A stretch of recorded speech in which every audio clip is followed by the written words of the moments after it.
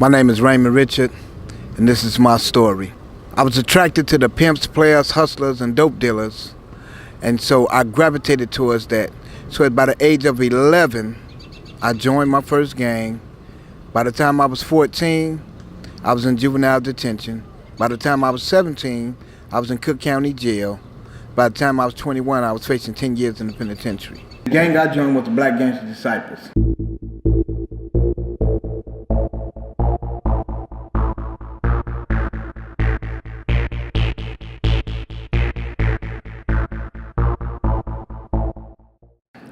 And the first meeting was initiation.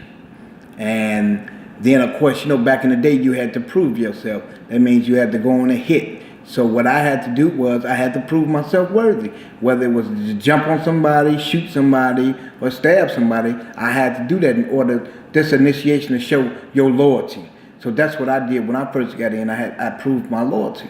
This is Deadman Field, where we all gang-banged at. Many lives was lost here. I was shot here.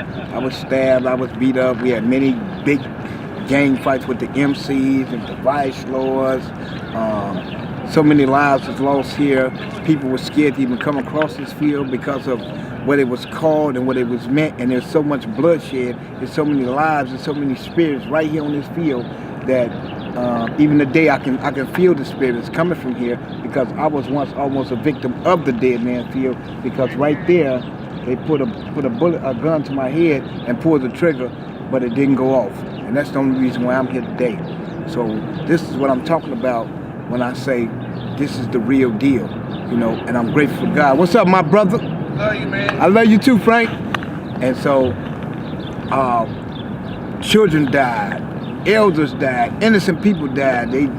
For all what we thought was some turf that belonged to us, but in the end, Deadman Field consumed so many lives that it was just, man, you can just cry, man. I can still see some of the brothers that used to walk this field, man. I can see their spirits, man, every time I come this way. So this is what it is. This is Deadman Field in Cabrini Green. This was the deadliest field right over in Cabrini Green on the near north side. So anybody came through here, they prayed, they were scared, they was afraid, and 77% of the people didn't make it out, 30% did.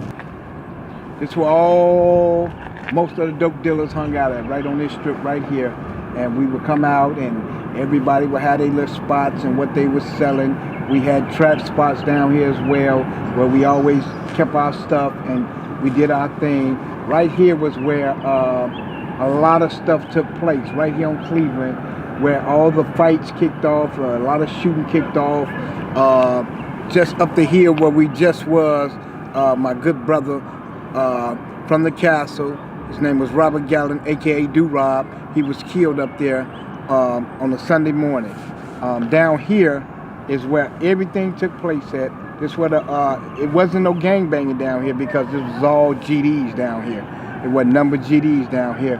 And up here, as we walk up here, and this is where all the dope dealing and gang banging and stuff took place.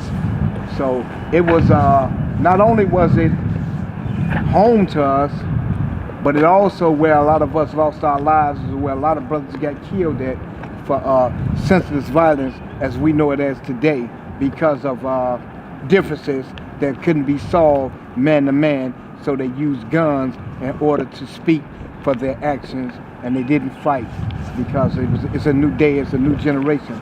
Man, I'm talking about, if these walls could talk, man, there's so much went on down here, man. I'm talking about so much. And so many places through here is historic, and that's why we fight to keep it, but we couldn't keep the projects because it was already in the making for the destroy the project.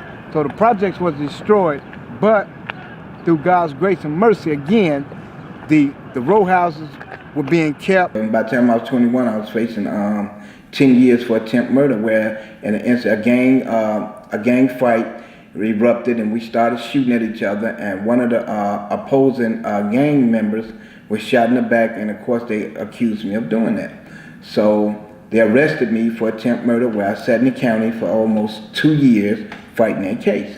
So the lifestyle, as everybody perceived to be, that's not it. They glorify it and make it look good, but it's not. because I can remember my mother not even want to go to the store with me. My family didn't want me around because they didn't want whoever was coming after me to affect them. So I used to have to stay away from my family. I miss picnics, I miss barbecues, I miss family reunions and all those things just because I joined the gang.